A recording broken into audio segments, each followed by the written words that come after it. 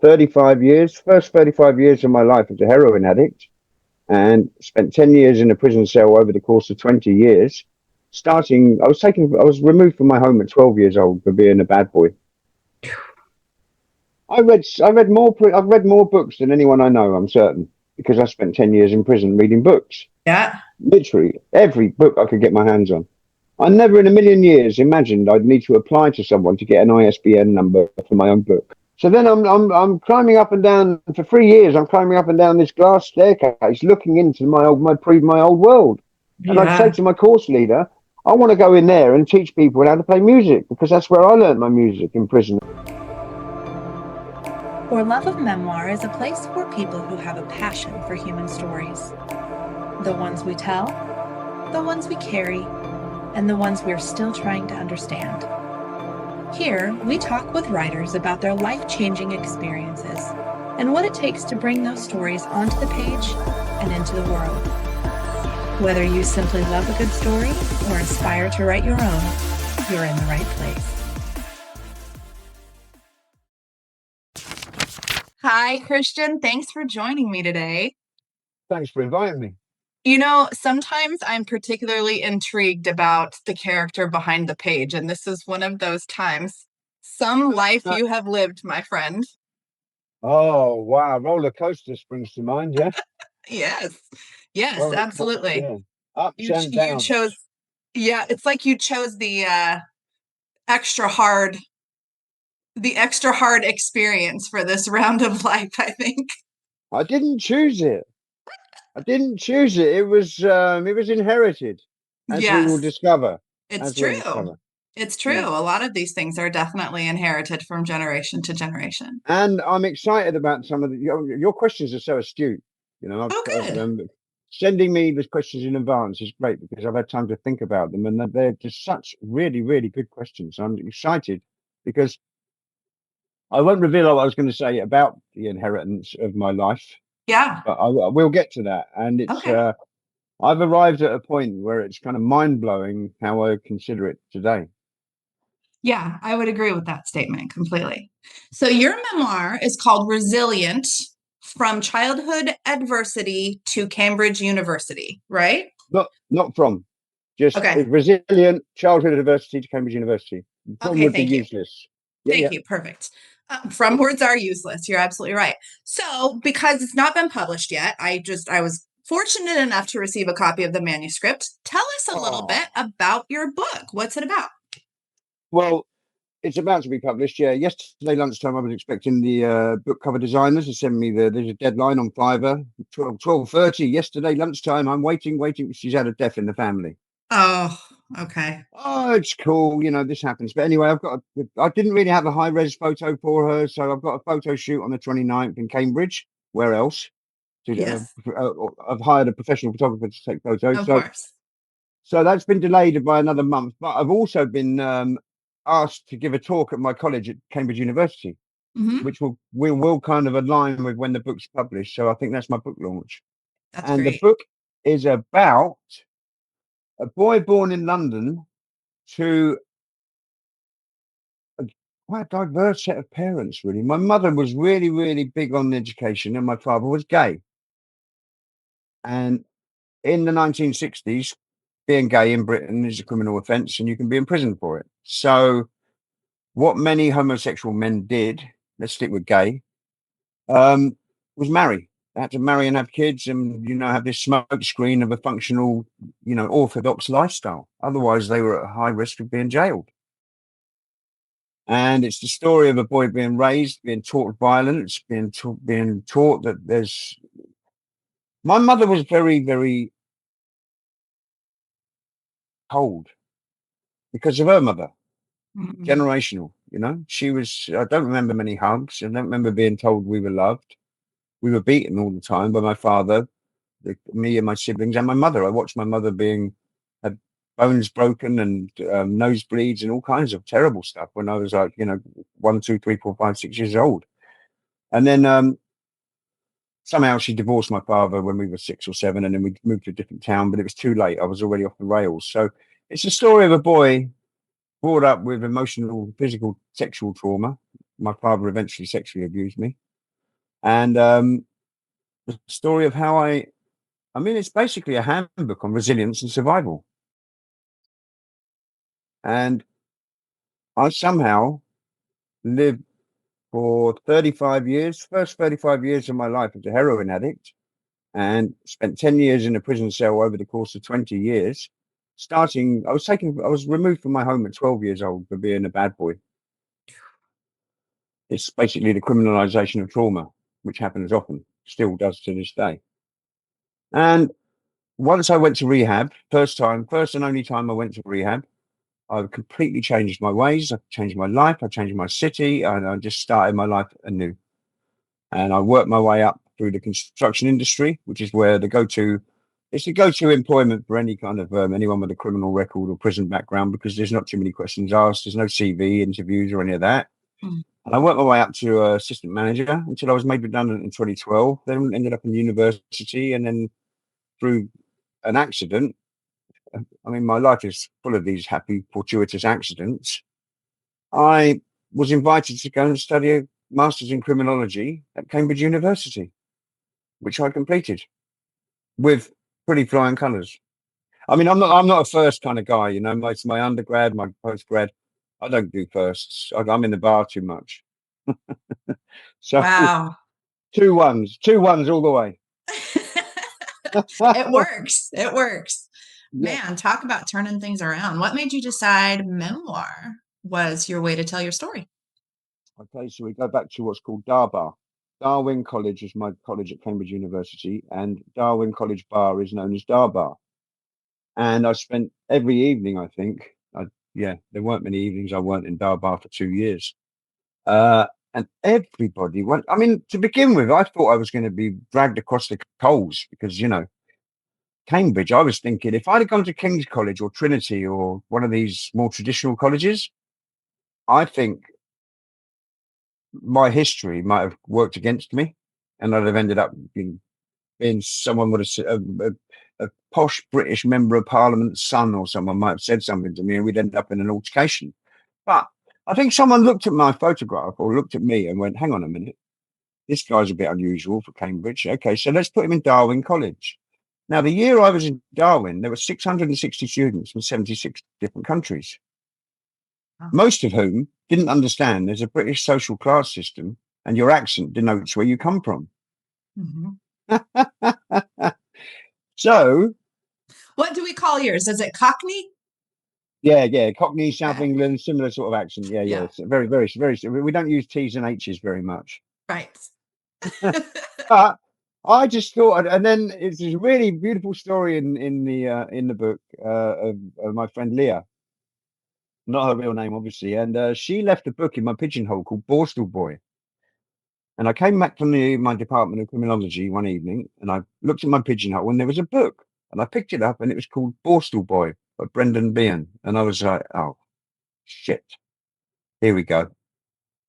And I thought it was the beginning of my downward slide at Cambridge University. I got back to my room and I opened the book and it said Leah Barber on the inside cover. And I knew it was my friend had left it for me. Phew, thought I'd swerved a bullet. So in Darbar, once I realized that I wasn't going to be pilloried for my story and my background, more and more people started to hear about my story. And they all began to say, hang on a minute, you need to write a book. You need to write a book. You need to write a book. So that's why I chose memoir. And when COVID happened, I was living in Tbilisi in Georgia between Turkey and Russia.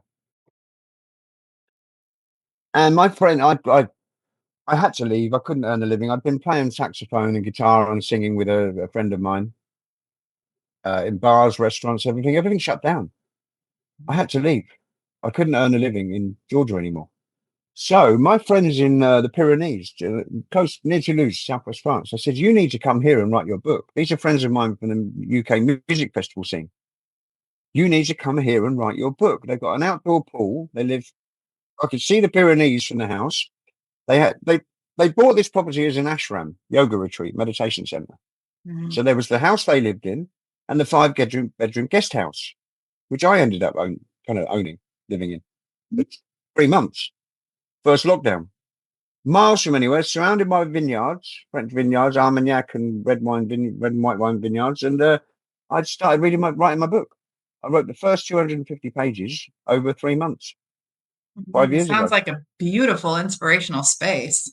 Oh, I could go out, I could go jogging every morning. I could go walking. I could do, there wasn't really a lockdown. We were isolated anyway. It was Yeah. just me and this family of a mum and dad and their two teenage daughters who were also musicians. Wow. Sounds like it was a lovely space for you to Yeah, create. It always starts with you should write a book. I feel like every memoirist I talk to, and I ask that when I ask that question, they always say, because everybody told me you should write a book. that's there you go. And yeah, they said it, and I did it, and I never thought I did. I never thought I'd need. I never in my life. I mean, I've read more books than anyone I know. I'm certain because I spent 10 years in prison reading books. Yeah. Literally every book I could get my hands on. I never in a million years imagined I'd need to apply to someone to get an ISBN number for my own book. Right. And 2 weeks ago, I bought 10 ISBN numbers, and I was like, wow, this is a seminal moment in my Well, life. congratulations. It's a story worth telling for sure. Yeah, oh, So, in your wow. book, you open up in the boot of a car on, I believe, the Isle of Wight, trying to escape the island. Tell Yes. us, why'd you start there? In medias res. What's that? In medias res. In Latin. medias res. Latin. Every memoirist should know in medias res. It means in the middle of things. In the middle, I know, in the middle of things. I don't think I've ever heard it in Latin before. Ah, it's most famous in Latin actually. It's you start Yes. in the middle of Start in the things middle. so you need a narrative hook. Yep. And what better hook than someone saying, with zero reluctance, I climbed into the boot of the car? Because who climbs into the boot of a car with zero Willingly. reluctance? Yeah, it's kind of like I'm sure I said with no for a long time because honestly, this memoir's been hanging around my neck for 5 years now, and a good friend of mine lost her laptop at Cambridge University with 70% of her dissertation on it. No backups, nothing. Oh, And no. ever since then, I email myself every few hours. I've got hundreds of copies of my what used to be called From Dartmoor to Darwin, Dartmoor Prison to Darwin College. I've got hundreds and hundreds of copies, and when I email myself, I still name it that. But oh yeah, sorry, I completely lost track of what I was saying. No, that's okay. Start in the middle. Boot of the Start car, in the yeah, middle. exactly that. So start in the middle because you need a narrative hook, and what better way than someone climbing into the boot of the car? They've just escaped from prison on the Isle of Wight and need to escape the island.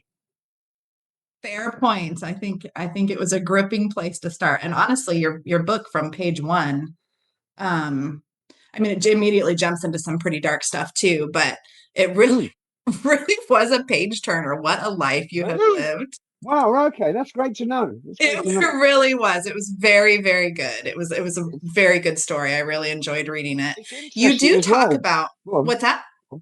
it's interesting as well because, as you would have read, once I discovered music, I gave up all ideas of becoming a writer. Yeah, But I spent 10 years in prison writing letters, 20 right. pages, both You're well sides of 20. practiced. So it's just like, even though I thought I'd given up writing, I did develop a conversational style through Yeah. letter writing to I friends, think we all have partners. it in us. I think that we're all natural storytellers. It's a matter of whether Yeah, you tap into that particular we are all piece of you, storytellers. right? And the advantage today is because of the technology, despite dyslexia, despite bad spelling or anything, we are Mhm. all storytellers because obviously oral tradition, whether you're talking Native American Indians, back It goes all the way cavemen, back. it goes Yeah. all the way back, Yeah. storytelling. And, and the elders were the people who told the story. I'm now an elder. It's amazing. I can't believe it. Unlike many of my friends who didn't make it past their 20s, but Yeah. they were the oral tradition storytellers, of course. Yeah. Mm. Well, your story does, like I said, from the get-go, dive into some pretty dark stuff. I mean, you cover topics of abuse, addiction, incarceration. Can you maybe share an early moment in your life that you feel like changed the trajectory of your life? There's two that spring immediately to mind. One is for discovering the Little Red Book. And I'm not Mm, talking about Mao Zedong. I'm talking about book called The Rudiments and Theory of Music. Now, Mhm. all through my childhood, my brother and I, my poor special needs brother, he was born handicapped. We were just obsessed with music, Mhm. drumming against anything, drumming, clapping on your lap, to drumming along to everything. We're just obsessed with music. And when I discovered this book in my cell in basically what they call Borstal in England, it's like a young men's prison slash boot camp. Yeah. I was reading every book I could get my hands on anyway, and I discovered this book and went, wow, The Rudiments and Theory of Music. And I opened the book and there were all these symbols in there, and I recognized it as the musical stave. And I taught myself to read music without a musical instrument. 3 years before I picked up a guitar and learnt one or two chords when I was in care homes when I was 12, 13, but never really seriously devoted myself to playing an instrument. But then I taught myself to read music in the absence of a musical instrument. That was probably at that point I began what I call maintaining a vision of the future, which Mm. was my letter to Cambridge University was titled "Maintaining a Vision of the Future," and it was part autobiographical, but also part research about um, how the different aspects that can change the trajectory of someone's life. And for me, was music maintaining a vision of the future. The second The second part was when I first landed at Stonehenge Festival in 1984. And this was the last free festival at Stonehenge, and it was my first. And I was used to violence, fighting in the playground. My estate, my working class council estate where I grew up was all about dog eat dog. It was all about Mm. violence. And suddenly I hitchhiked to this festival. I was already smoking marijuana. I was already not addicted to heroin, but I was dabbling in every drug known to mankind. And then I landed at this festival, 30,000 people for a month, at a legal festival next to Stonehenge. It got Mm. stamped out pretty quickly after that. But that's when I really started dabbling first in hallucinogens, LSD, magic mushrooms, and discovered a community where everyone was kind of looking out for each other, and they were kind of they were hippies, man, Yeah. basically. So I discovered and I do those books I read. A lot of the books I read in prison were Hunter S. Thompson, and they were Timothy Leary, and they were Jack Kerouac, and all those kind of the beat writers, you know. Mhm. And every time I discovered the name of a new name of a drug, I'd be on the Encyclopedia Britannica checking out what the hell this new drug was without any access to them. Suddenly, I was on this field with access to all of it, How do and you it feel about really, psychedelics now, so many years oh later? man, Because you don't man, use anything anymore, right? I love there it. you go. Magic mushrooms, a Yes. tattoo on my arm. Magic mushrooms. Tattoo Pete did that. Um, I don't. The last chemical that went up my nose. The thing is, I went to rehab and I got off the heroin and the crack cocaine, sure, but then I didn't do the 12 steps NAAA thing or any of that because I didn't want my life to be what I considered boring from that moment Mhm. on. Mhm. So I continued doing nose candy, we call it, still cocaine up my nose. But I moved to Brighton. There's a big party scene. Once I initially moved to Winchester, didn't know anyone, started a new life, and I was clean for several months. And then, obviously, it's everywhere in society. So I dabble started. I was quite happy just snorting a bit of cocaine or dropping some MDMA or still doing mushrooms or LSD, just and smoking cannabis all the time. But the Mhm. last chemical that went anywhere near my system was 2007. Yeah, 2007. I gave up. I got to Cambridge, and in the morning, I was still smoking weed. I gave up chemicals in 2007, still smoking weed right up to Cambridge. And in the mornings, I was in there. I was like, man, am I the only one in this room who's totally thick with that cannabis fog going on in the morning? And I'm supposed to be learning here with all these like police chiefs and pro bono lawyers from Bogota and a complete multinational group of seriously studying people. And I went, man, and I stopped. I just stopped smoking it there and then. That was in 2018, 27, yeah, 2018 actually, yeah. And then I quit cigarettes a year ago because my family keeps having strokes.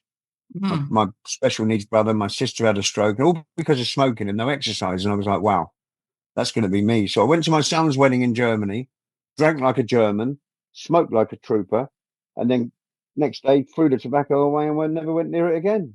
Good for you. It's like Yeah, turning a page. It's like turning a page. absolutely. Yeah, yeah. Yeah, I've been 10 years smoke free myself, actually this year. And I'll Yeah, tell well, you what, like, congratulations. Yeah. thank you. Thank you. It is an incredibly difficult addiction to kick until you make the decision to do it. And then I don't know, it's almost like a switch flipped and I That's never the really look back. that is it. When you decide Yeah. no and you mean it, it's Yeah. no. And then you realize those people stink. Right. How did I ever do that?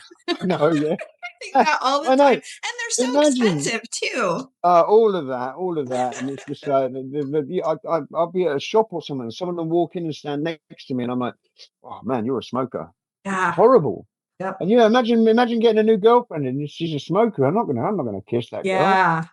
No, No, man, I hear you. It's it's amazing. gross. Yeah, yeah. Well done, you. Well done. You too. Yeah, Congratulations. thank A you. year's a long time. I So did always I. said I Yeah, was last really year. Yeah. good. I always said I was really good at quitting. It was the staying quit that I struggled with. So I've managed to succeed this time, I think. Well, yeah. Well Proud. done. Yeah. I mean, rehabs for quitters, right? Right. Oh, You talk a lot throughout your book, Christian, about the recurring tension between the two versions of yourself, your self saboteur and your seeker. Can you kind of paint for us, illustrate for us, um, a story that perhaps shows that okay. duality? Well, it brings me to the lawnmower incident. Mm, So I'm in my cell. I'm 15 years old at this. Oh no, actually, it was my second borstal, so I was 16, 17 years old. So I wasn't in full time education, but I was educating myself. Like I say, so much disposable time, single cells, locked up, all from probably five, 6 in the evening, right the way through till 7 in the morning. Nothing to do but read. I'm reading. I'm educating myself. I've got a little book. Every time I come across a word that I don't understand, and my mother instilled in me this insatiable thirst for knowledge, which I still have today. If you could mm. see my room now, not the Oval Office, but this room, there's sticky notes everywhere, all over here. My Chinese teacher this morning, I went, hang on, I know that, and I ran over, and then above the sink where I wash up and cook, there's pages of Chinese phrases stuck everywhere. And on Yeah. my fridge door, there's sticky notes everywhere about all kinds of stuff. So I'm learning nonstop. But during the day, I have to go and do this job, which is tending the bowling green, which the prison officers and the prison governor and all the senior officers and they all go bowling. Now, bowls is it's an English game similar to the French game boule Okay. with the balls. And basically, I'm taught how to tend this bowling green, and it's my job every day. And I start hating it. It's a really hard. And the guy's going, this is a privilege working outside the prison. You have a privileged job. And I said, no, mate, this is shit. I want a job change. He said, when did you get out? This was in May. When you expected to be released from Borstal? I said, oh, December. He said, there you go. You can have a job change in December. I was like, oh. So he came along one day and I'm sitting down having a cigarette. Why aren't you working? Oh, I'm having a cigarette. No, get back to work. Get back to work. Next day, he adjusts the blades on the lawnmower and I'm pushing this lawnmower, which is it's manual. There's not allowed to have an engine in case you spill any petrol or oil on the grass. And it keeps getting stuck. And I just snap. And I take this lawnmower over to the cliff, which is like 100, 200 foot cliff or something. And I take the grass catching bucket off the lawnmower and throw it off the cliff. It's like a trial run, a dry run. It's amazing. And then the feeling I had, I was like, oh, look at that. See you later. And I picked up the lawnmower and I did the same with that and just threw it down the cliff, watched it smashing itself to pieces all the way down to the beach. So on the one hand, I'm really trying to improve myself because every time I'm in prison, I'm like, I don't like this life. I want to change. I want to be normal. I want to get a job and da da da da. And then a moment like that, and I'm just like, do you know what? You can't control me. You will not control me. I refuse. And there's no way they would, even if they had a spare lawnmower, they'd never have given me that job again. And that self sabotage, I had to do 12 more weeks in that borstal for that lawnmower prank. And that is that duality between self sabotage and seeking knowledge. Well, that's some strong will, right? It's some strong will. There's a lot. I was taught to hate myself. I was taught to hate myself by my father. And I hated myself so Do you much. think that's it? That's what Yeah, because whatever, I knew I might get a beating. I knew whatever happened, it didn't matter. I didn't care. You do what you want. You do mm, your worst. Do your worst. mm, I'm worthless anyway. I'm already worthless. What can you do to make it worse? mm. It was that kind of vibe. What It do took you me a long, think and that was a could long have time before the magic mushrooms. right? Well, magic mushrooms save lives. I'm telling you. You want to It talk about truly something did. that will open your mind to possibilities that you never even knew existed. Take yourself a hero dose of mushrooms. But as Yeah, a child, is there anything I'm interested to know, is there anything anyone could have done when you were little to change your view of yourself? Anyone that was in your life at the time? no, No. no, no. I was beaten so hard. I was beaten with dog leads. Sometimes my father bred dogs, so he had dog leads around, and sometimes it was the chain end of the dog lead, Oh my sometimes it was the God. leather end, and he whipped us, and I'd try and make myself as small as I could in the corner, and he'd keep kicking and punching and whipping me with his leads. And no, like I say, I don't remember being my mother. Not her fault. I don't know. I think her mother was the same. It's a generational cyclical thing. She never said "I love you" to any of us. I've never heard the Mm-hmm. words "I love you" when I was a kid. All I heard, but my mum was being beaten alongside us, the kids. Mm-hmm. So we were all victims. I mean, I Yeah. had a phone call with her. I had a phone call with her once, and she said, "Look, get over it. It happened to all of us." Now, in my mind, I was thinking about the sexual abuse my father did to me, Mm-hmm. and I thought, "Oh man, oh maybe my mum got sexually abused as well." But then that was probably 20 years ago. She said that, and I thought, "Oh no, hang on a minute. She doesn't know about the sexual abuse. She's talking about we were all beaten. Mm-hmm. That's what she meant. I mistook that for a long time to think she'd been through some kind of sexual abuse. But no, I realize now what I think she was talking about was it happened to all of us, she said.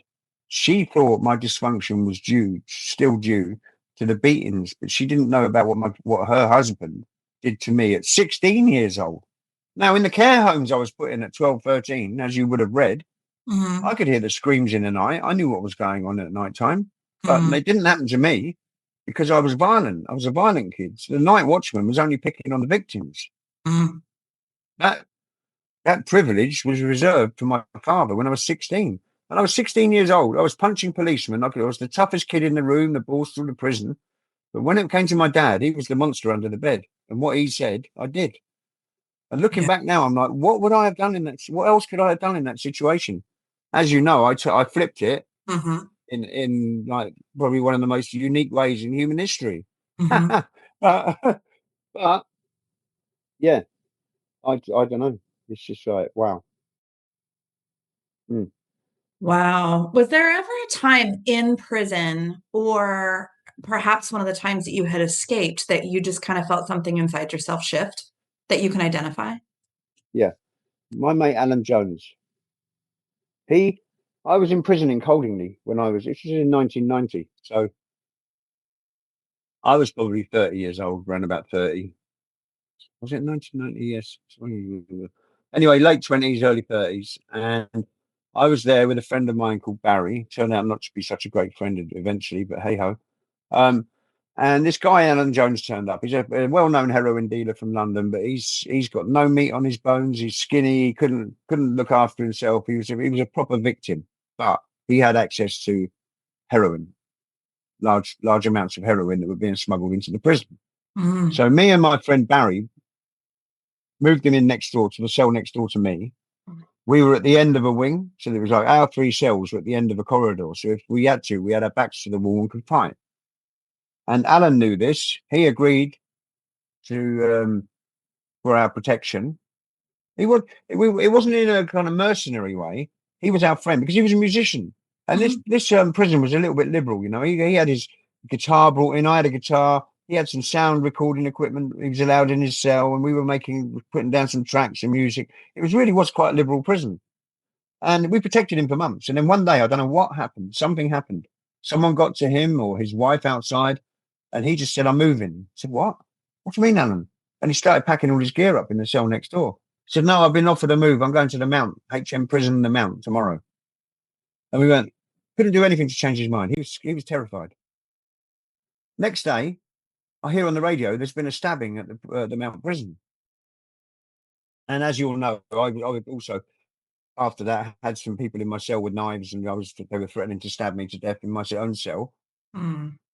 So the combination of Alan Jones being stabbed to death over his heroin, or whatever it was, and being surrounded by three men who wanted to stab me to death because my friend Barry never returned from a home leave and didn't come back with the drugs he was supposed to, and I couldn't pay any of our creditors.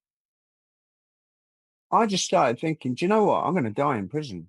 Mm. This is getting, because for a long time, heroin wasn't available in prison until the late 80s, early 90s, around about that period, I think heroin had been available in prisons for 3 or 4 years, and it was getting worse. And that made me seriously start. I'd written to a rehab twice before, same rehab. And the third time I wrote them a letter, they went, do you know what? You sound like you might be ready. And I was, because I was looking at my children.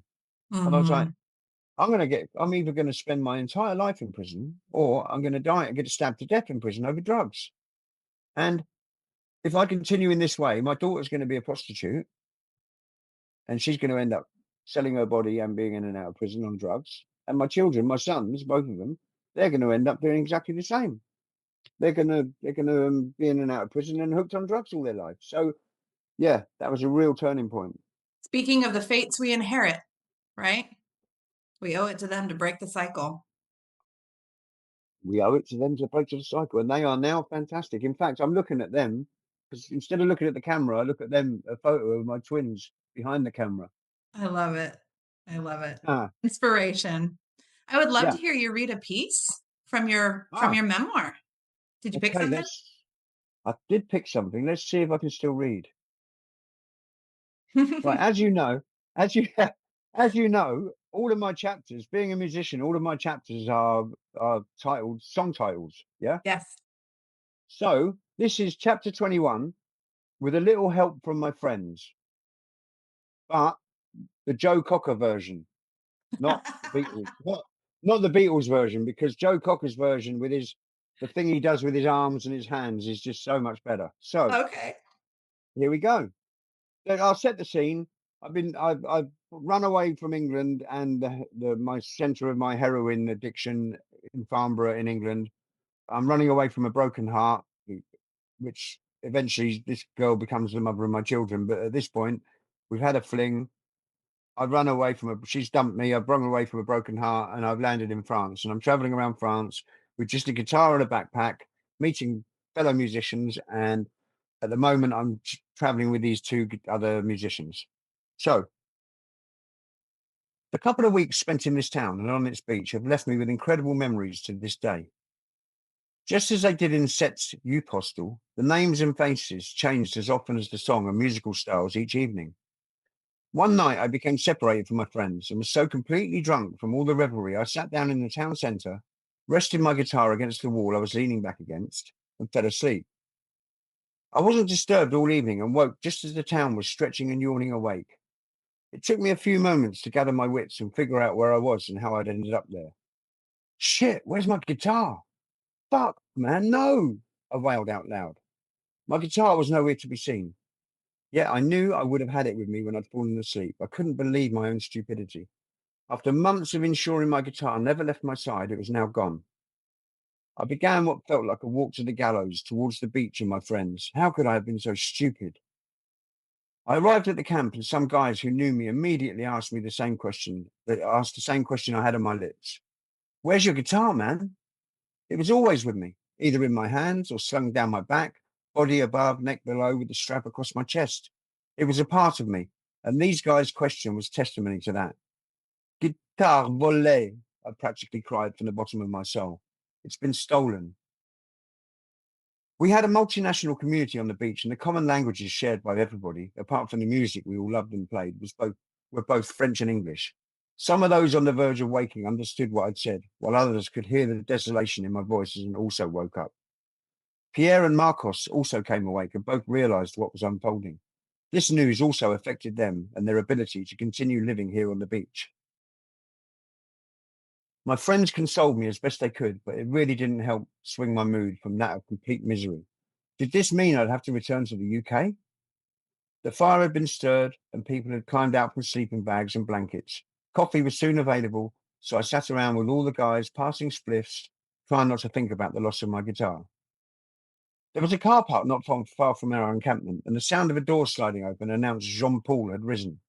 He was a regular around the fire each evening, a gentle soul of around 50 years old, with long, scraggly white hair and a tangled white beard, tobacco stained yellow around his mouth. Unlike us youngsters, he lived in a VW camper van in the car park and had done so for the past couple of weeks. He slammed the van door and came walking towards the camp. It soon became evident he was carrying a guitar in his hand, and my heart skipped a beat. As he came within earshot, he called out in his thick French accent, "Ah, you young ones have a lot to learn, no?" He walked up to me and handed me the guitar. "I tried to wake you, my friend, but you were too far gone. I knew you'd die of shock when you woke up because your guitar was not there, but this is the better of two evils, no?" A huge, rousing cheer rose from all around me. I placed the guitar on the sand by my side, stood up, and gave Jean Paul possibly the biggest and strongest hug he'd ever had, with many kisses on both cheeks. A couple of nights later, and the wine and beer were flowing freely. A pretty girl named Eloise was conspiring with me to dispel my pain. Somehow she knew of this pain. She was sitting beside me as I finished my stint on guitar and passed it on. We were huddled together in deep conversation. Then the conversation turned to sweet kisses. We continued to exchange flashing repartee, warm kisses and bright white smiles, sharing a bottle of red wine. Then she gently took my hand, lifted the blanket she'd been sitting on, and led me down the beach until the sound of our fellow dreamers was indistinct from the howling wind and loud crashing and splashing of the waves. She laid down the blanket on the sand and helped me forget everything other than the moments we shared together that evening in the clear, black, star-filled night. And in the morning, she was gone, a glowing, warm, and ephemeral memory on the beach of the Camargue. We had a throwaway camera on that beach. I remember having a bunch of photos of those weeks and the friends we shared them with for a few years after these events.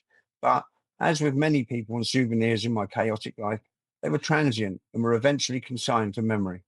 A memory that I'm amazed is so bright and vivid today. Those days in the Camargue were in 1988, 35 years ago, but I can still hear the rolling of the waves, the roar of the wind, the laughter of my friends, and all the songs we'd sung together. Beautiful. Thank you so much for reading that. I loved that part. And that was one of those moments that Yeah. I did. I returned to England after that, got back together with the girl. We had children, but then no matter how I tried, she ended up addicted. She'd never done heroin in her life before, but her Mm, evil sister helped her get on the heroin. And then mm, I spent 10 more years with her doing heroin, injecting heroin in and out of prison before I went to rehab. mm, But I think it was the memory of those 6 months performing, playing music, that maintaining their vision of that future. That was what eventually led me to rehab and to wanting to change. mm. Powerful. But What did you the learn? thing is, I'm sorry to interrupt, but the thing is, when I was in care homes running away all the time, that taught me we were stealing tobacco and breaking into fruit machines, and we needed money and cigarettes and sweets when we were kids. But that taught me that I'd be okay. Didn't matter what I did, I'd be okay. So when I learned an instrument and fled to France, that was that was an extension of that learning when I was between 12 and 15 years running away from care homes. Mm. It was an extension of those lessons when I was a kid, knowing I could go to France with a guitar and nothing else and just be okay. I'd be fine. You'd survive. Yeah. Yeah. I guess that's a benefit to learning how to survive hard from a really Yeah. young age, right? Yeah, Then yeah, you at yeah, least you yeah. know you And got yourself.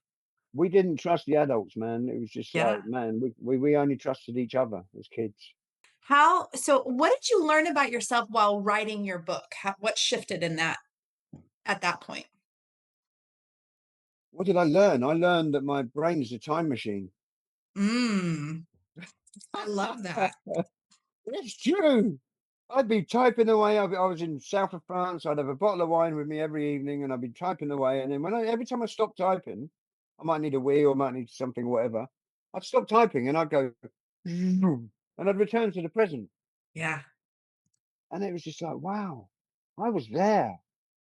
I was just there. I was there 40 years ago. And I can just flip myself back there and be there, Yeah. especially, and that medium of writing makes it even more realistic.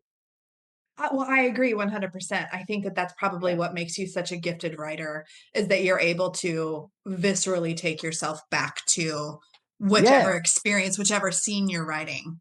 My Chinese teacher, she's reading it. This is mental because she's her major. We don't use that term in England. I've been around enough Americans. Her Yeah. major is Chinese literature and language.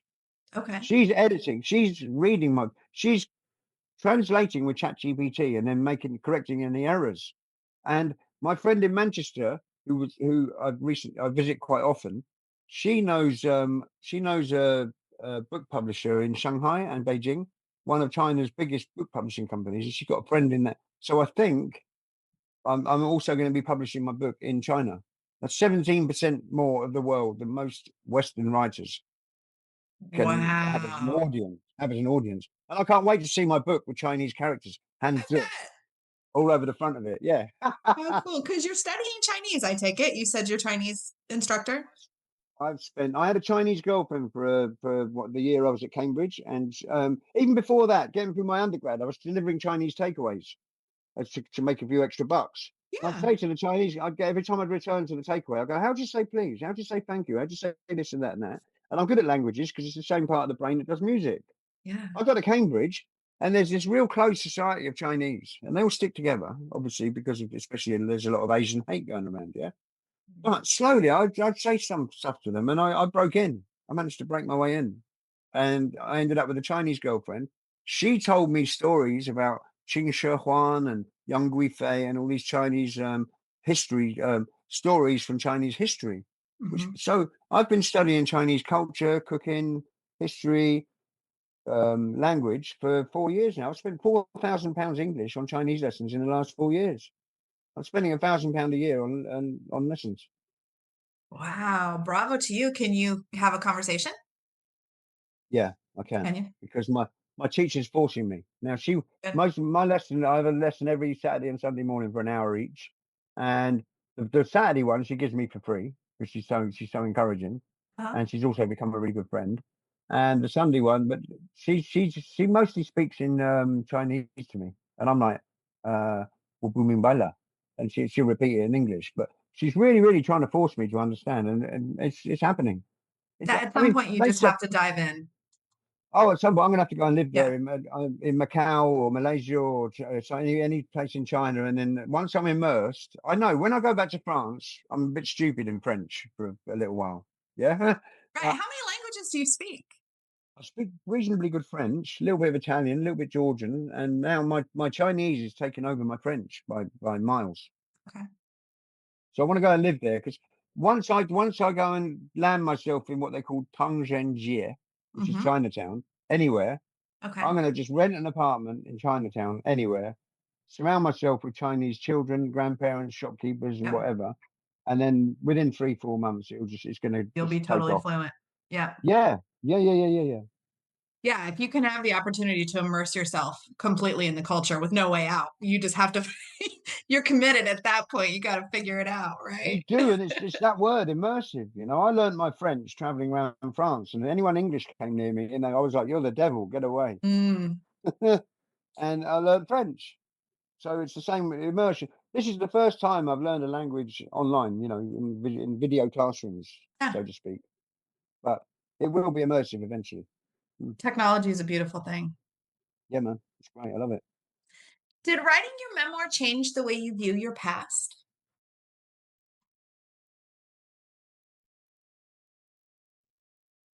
Um,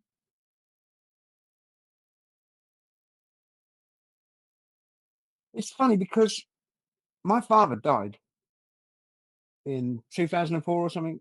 I was partying hard in Brighton, which is like Brighton's it's the gay capital of England, and it's also party town. So when I left Winchester as a musician, my friend moved to Brighton, and me and my girlfriend at the time were visiting him in Brighton. And when I saw the music scene in Brighton, I thought, wow, okay, I could be a musician in Winchester and think I'm good, but I'm absolutely no good at all. Because look at these people in Brighton. Wow. So I moved there and I was partying hard. And one New Year, my sister phoned me up. It was about the 5th of January, I remember, awful 5th of January. And she went, Christian, where you been? I've been trying to get hold of you. I said, oh, we're partying. It's New Year. She said, it's January the 4th. I said, well, yeah, we're still partying. She went, and she said, Nicholas is dead. Now that's my father, yeah. So I'm in a room full of people and I hear on the phone, Nicholas is dead. And I'm like, yeah, my dad's dead, right? In this room full of people. It was my instant response. And I'm like, wow, what are those people? What must those people have thought? Yeah. Someone cheering the death of their father. Anyway, he died face down in his own pond, drunk, completely drunk. You know, his boots were on the steps. He was in his own pond. I'm pretty sure it was some kind of twisted suicide, whatever. I don't know. You know, he was doing a slow suicide anyway. But because Mm. he'd phoned my sisters. I stayed at my sister's once, and he phoned up, and I reckon he said, "Oh, it's Camilla there, my sister." And I said, "Oh, no, no, no, she's not. She's at work." And he said, "Who's this?" And I said, "Oh, I'm her brother." And he went, "Christian." And I knew the minute he said my name, I knew who it was. And I went, "Oh, fuck off." And I put the phone down. And that was the last word I said to him. And it was only a few years later he died. Mm. And then gradually over time, I started thinking, hey, do you know what? Maybe I shouldn't be so harsh about this guy, man. It's like, I live in Brighton now. There's gays everywhere. And they don't try it on me. They know I'm straight. They're just Mm. friends. Yeah. It's cool. So think about it. This guy was born in the wrong time, man. If he was alive here in Brighton, walking down the street, I wouldn't be here, obviously. But he'd be able to thrive and survive and Mm. live his life. He wasn't able to do that. Right. So I eventually learned from writing my book and thinking about him a lot that I probably ought to forgive him Mm. and have some kind of empathy about him. And then it went beyond that. And I thought, "Do you know what? Actually, what transpired between me and him in a kind of weird way is he's done me a service. I'd be living in a 5-bedroom house in Sandhurst wearing a collar and a tie and a suit with two children, a wife, and 3 cats or something. On repeat every day. Yeah. Yeah. Yeah. So as twisted and dysfunctional and crazy as what happened between me and my father was, which people who read the book will understand, Mm. in many ways I just think, wow, man, imagine if that never had happened. Imagine if I just been if mum Mhm. and dad were just like a typical devoted couple and telling their children how much they loved them all the time, and my life would be completely different. Mhm. So what does that Definitely. forgiveness mean to you? How have you done that?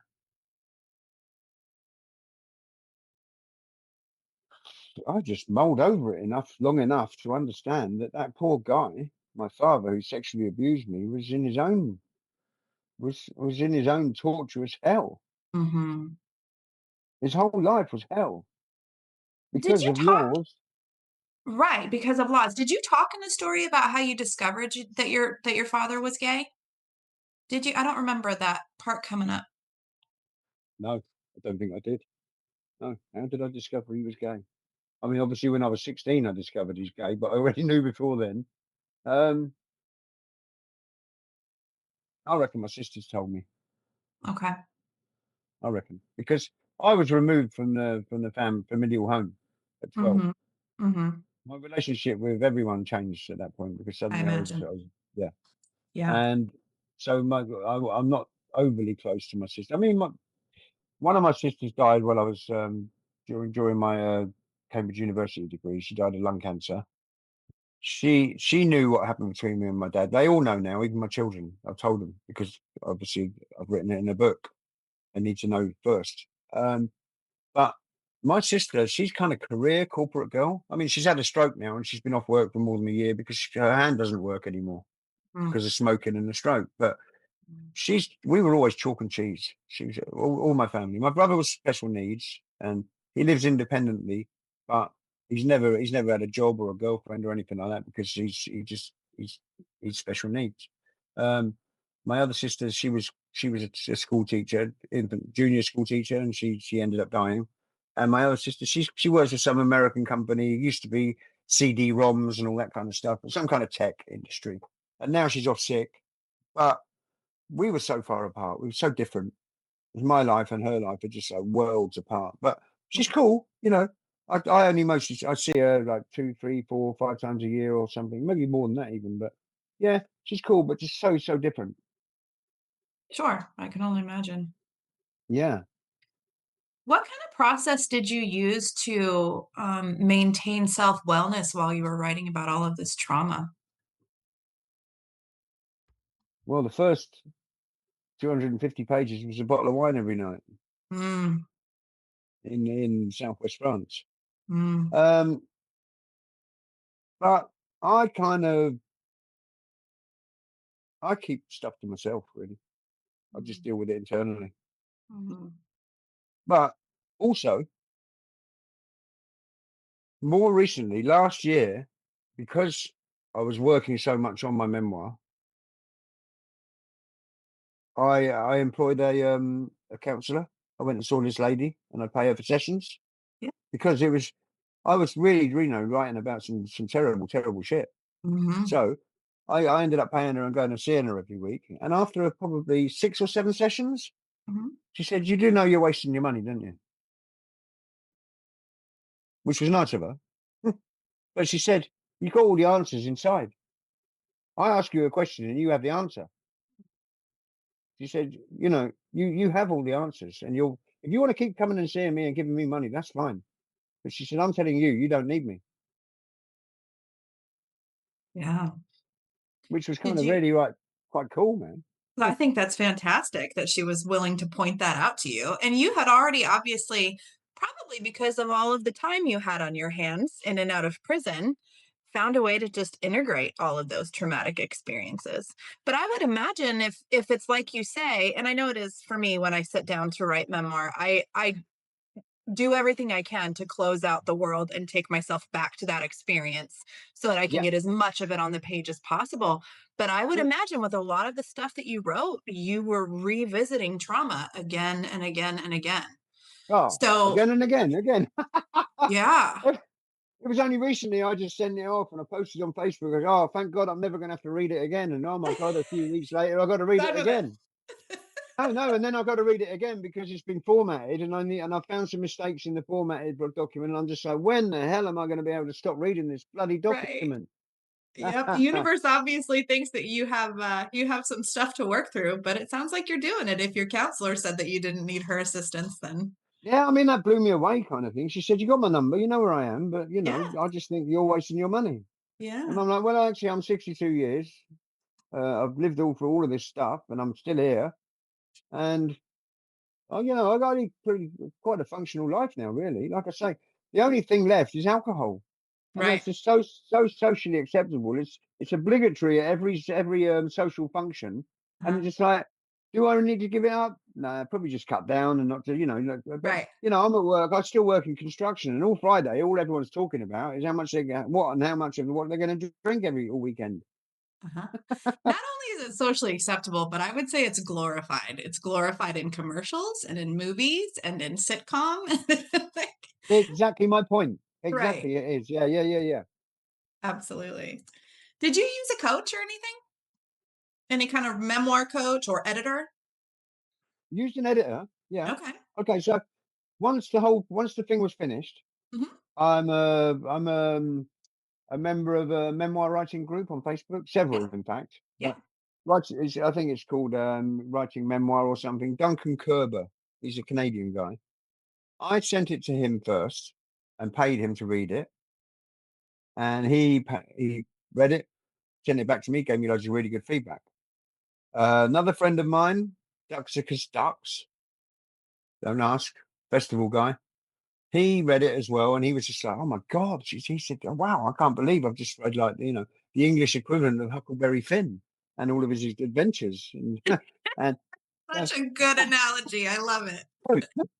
so he also read it and pointed out loads of stuff, and then it was time to think about ARC readers, and I posted on Facebook, and then this woman called Debbie commented and said, "Yeah, but your art readers need clean copy. And I said, oh, I guess you're an editor, yeah? She went, yeah, I am. Of course you are. How Oh, lucky. yeah. Oh, yeah. Yeah. Well, of course she was vying for trade. But she said to me, uh, I said, all right, how much you charge? She said, 1.5 cents a word. I said, well, I've got 100,000 words. So that's like £1,500, yeah? I said, that's a king's ransom to me right now. She went, Hmm. okay, send it to me and I'll take a look. And I sent it and she said, mate, she said, this is pretty clean. I can do it for 1.3 cents a word. I said, okay, so you're telling me for 1.3 cents a word, you could tidy up what's already quite clean copy, right? And she went, yeah. Tell you what, because we discovered we're both sax players.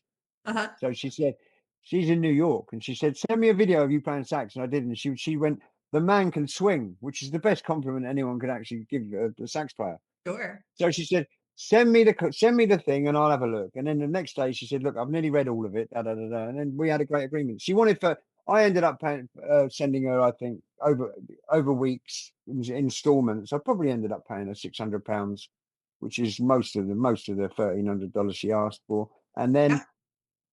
turns out I'm looking at all these YouTube videos on how to format your own book for Amazon KDP, but she says I can also format. She's self-published herself, and I said, do you know what? Why do I go to work and earn money? Yeah, probably to outsource some shit that I don't really want to learn. Right. So she's formatted it all. It's all done now. Now I've got the book cover designer ready. She's waiting for the book cover design, the ebook, paperback, hardcover, and audio book covers. Then I've next got to narrate my own story. I don't want to pay someone else to narrate it. No, Um, do your own. people, yeah, people are like, "Oh, you can get AI to do it." I said, "No, how can No, AI?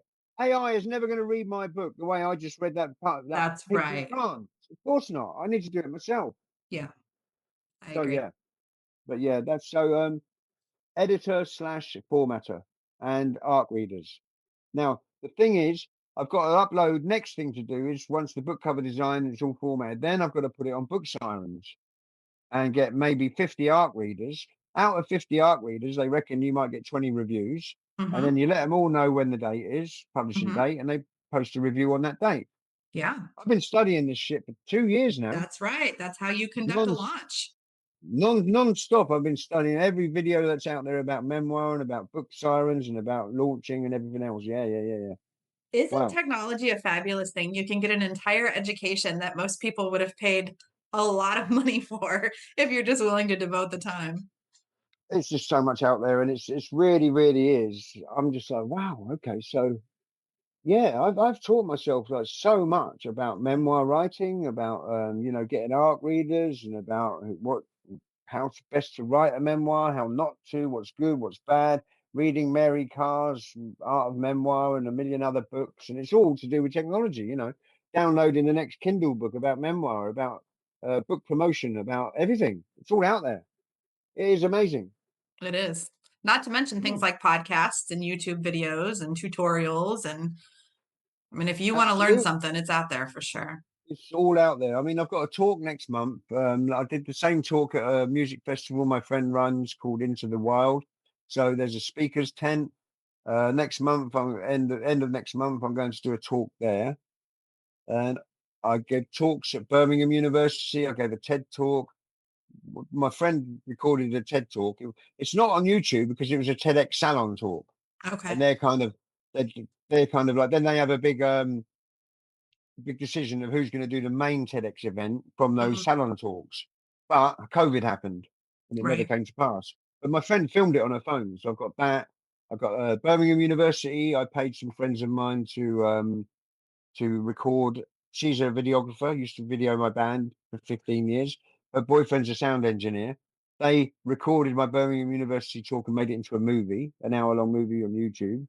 So yeah, and the Cambridge University talk in October, I've asked for permissions to video to record that, and he said, "Don't think it's a problem. I'll just check with my colleagues."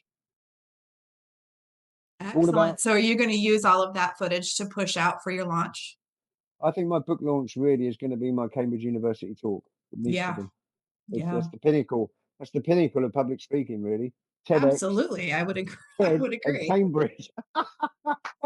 I couldn't believe it. I just sent a message to the dean saying, "Listen, man, I've almost completed my memoir, and I'd love to give a talk." And he was like, "Well, yeah, but the Darwin College lunchtime humanities and social science seminars aren't really about book marketing; they're about academia." And I was like, "Okay, well, I can do that."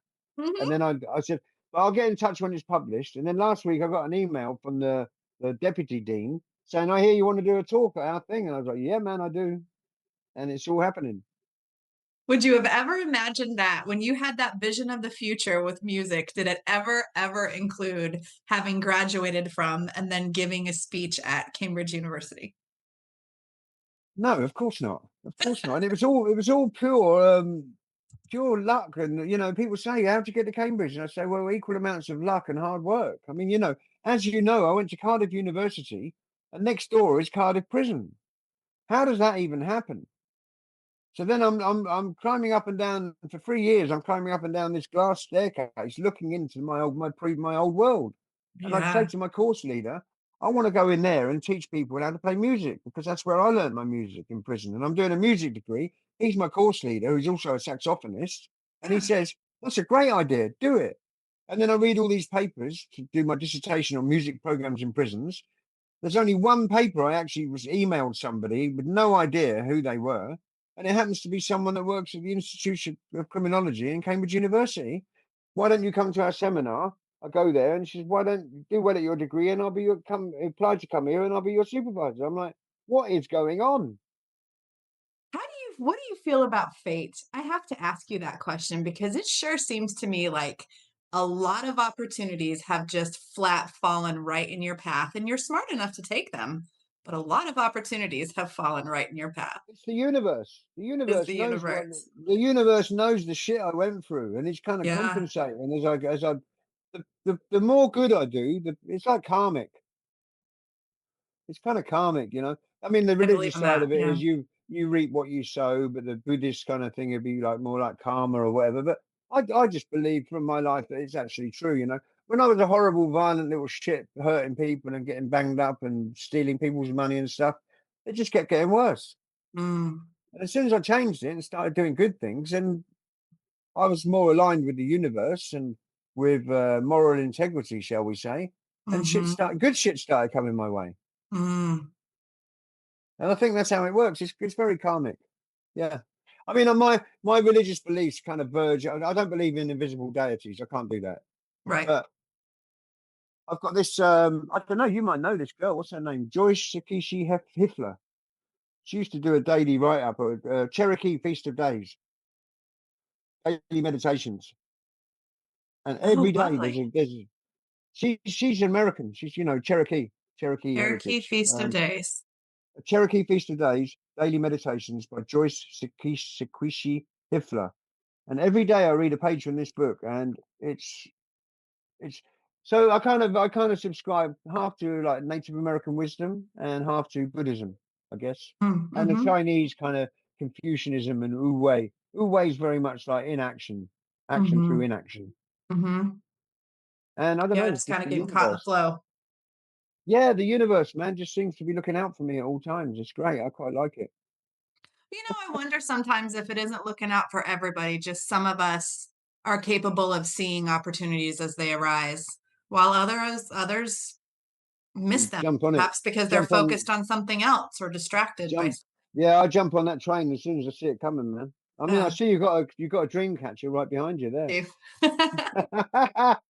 But yeah, yeah. I mean, the thing is, opportunity, man. It's like a train, It's like all those guys in the Midwest. They used to just jump on those trains, and the That's train's right. moving, man. And you Once jump it's on gone, it, it's gone. Yep. and some people jump on it and they go under the train and they're finished. Yeah, right. So you've got to jump on that train and grab hold fast and keep Yeah. hold of it. Yeah. I think that's a really good way of putting it. Christian, what Yeah. do you hope people will take away from your book once it's published? Survivability is Mm, the word. I think that's the most important thing because what happened between me and my father, what happened to me in general was terrible. What happened mm, between me and my father is even more terrible.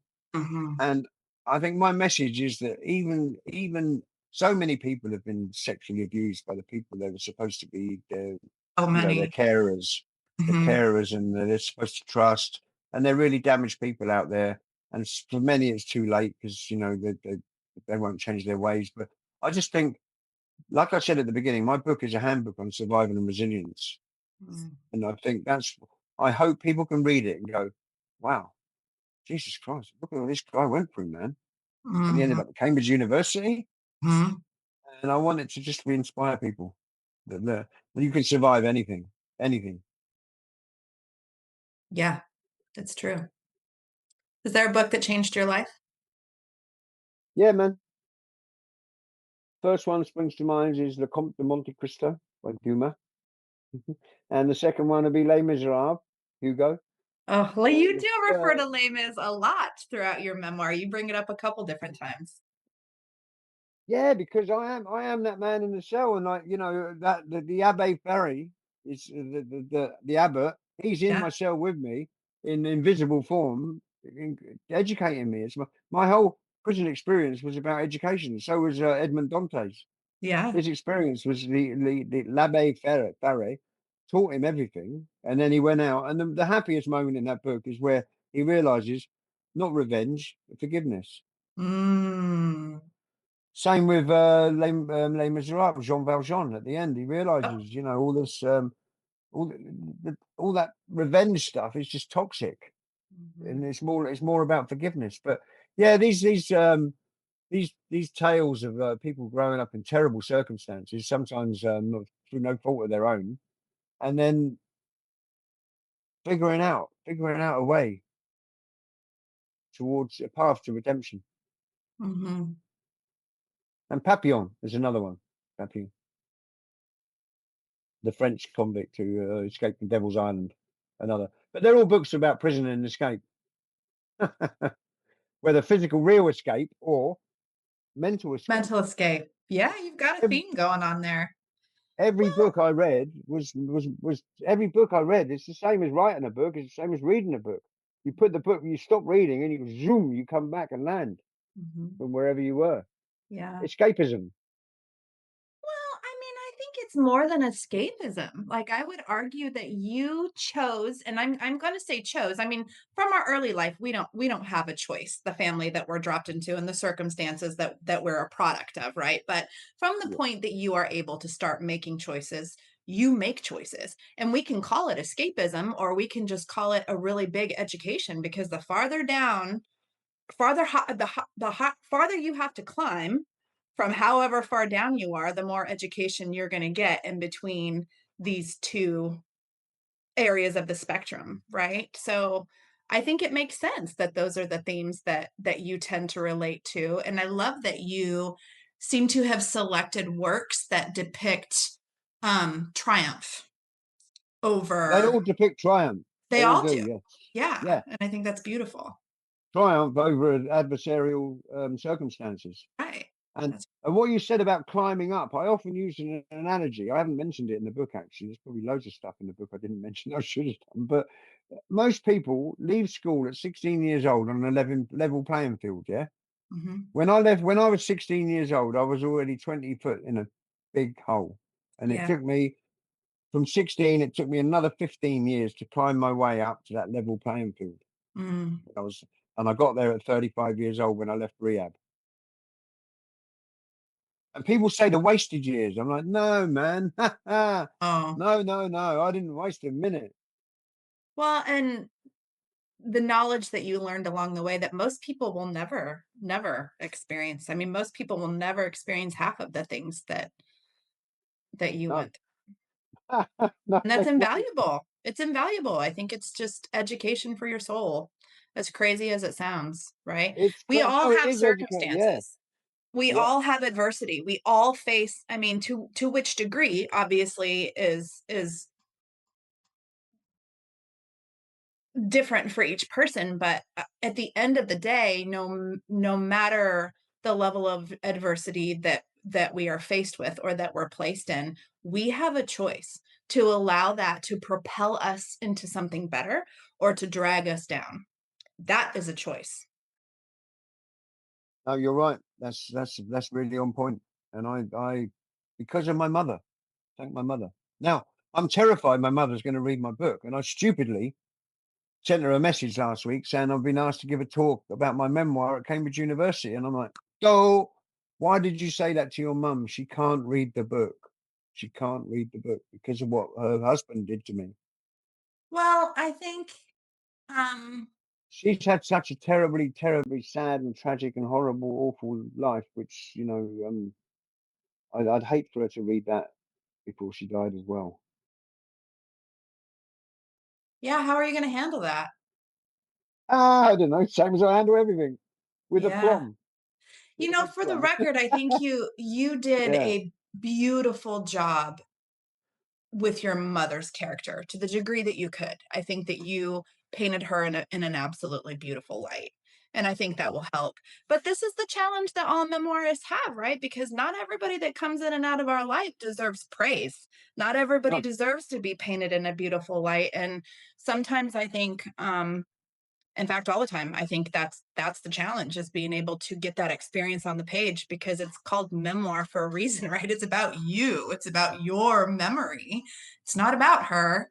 no, But that's right. I'd And be interested to know how you're gonna it's work through. interesting because my Chinese friend in Manchester, she posted on WeChat, which is like the Chinese Facebook. Obviously, I've got so many Chinese friends asking me to come and visit me in China. That's how we communicate, through Yeah, WeChat. yeah. And she posted on WeChat. And when I read it, I was just like, wow, okay. And she was talking about, we've just had Tiger Brother. I'm a Year of the Tiger. So Hmm. I'm Tiger Gurger brother. Yes. So she said that we've just had Tiger Brother staying for 2 weeks, for a few days. And his story, and she explains in Chinese what my story, and about how what propelled me towards breaking free of prison and crime and drugs was my mother's love, a mother's love. And she's a mother with like a 7-year-old girl and a 2-year-old boy, 3-year-old boy now. And I screenshot the Chinese characters and the English translation and sent them to my mum, because my mum, if you try and give my mum a compliment or say I love you or whatever, she'll freeze. You try to hug her, she'll freeze for Oh, obvious reasons. she She's doesn't know broken, how. Yeah. really broken. So that, to me, as soon as I saw that, I said, "Wow, my mum needs to hear this," and I Mm, screenshot and sent it to her. And I can't remember what kind of deflection I got back from her in the message, but she read it. And once something's read, it can't be unread. mm-hmm. So That's that true. was exactly that. So she knows, she does know. And my 65th birthday or something, I said, Mum, I never thought I'd make it to this age. And she said, No, nor did I. You even surprised her. I said, "But when I was a kid, they'd say, You're going to end up in Dartmoor, the worst prison in England. And a kid, you're going to end up in Dartmoor." And then one day I write her a letter and I say, Mum, guess what? I made it. Through Dartmoor, even. You did go to Dartmoor and you found your way out, right? Yeah, exactly. But it was just really funny writing her a letter saying, Mum, I've made it because of all the threats when I was a kid. I'd go there and I made it there. I made And then, when you were there, you sent her that letter. I understand what yeah, I sent it as soon as I got there. I sent her the letter. I just went, Mum, I made it. goal accomplished. Check. Yeah, exactly. It's fucking so funny. So funny. But yeah, bless her. She's 85 now, and she won't be with us for who knows. But same with my brother, my sister. They're all. It's really ironic because they all waited 20 years for the phone call saying I died from a heroin overdose, and now I'm the healthiest, fittest one amongst them, all of them. Couldn't make it up. What an absolutely incredible story of just completely turning your life around, and the where you should be now, according to statistics, versus where you are now is Ah, absolutely remarkable. There's no other word for it. And I'm I'm still pinching myself. I bet you are. I bet you are. And you did such a fabulous job illustrating every experience along the way. I mean, I'm sure it's just a drop in the bucket compared to what you've actually experienced. But wow, what a phenomenal read. I'm so happy for you, my Brilliant. Oh, thank you so much. That's great. That's good to hear. so much. Thank you. That's it for today's episode of For Love of Memoir. Thanks for listening. If something in this conversation moved you, I'd be so grateful if you'd follow the show, leave a comment, or share it with someone you care about. Those small actions tell the algorithm that our content matters so we can reach more memoir lovers like you.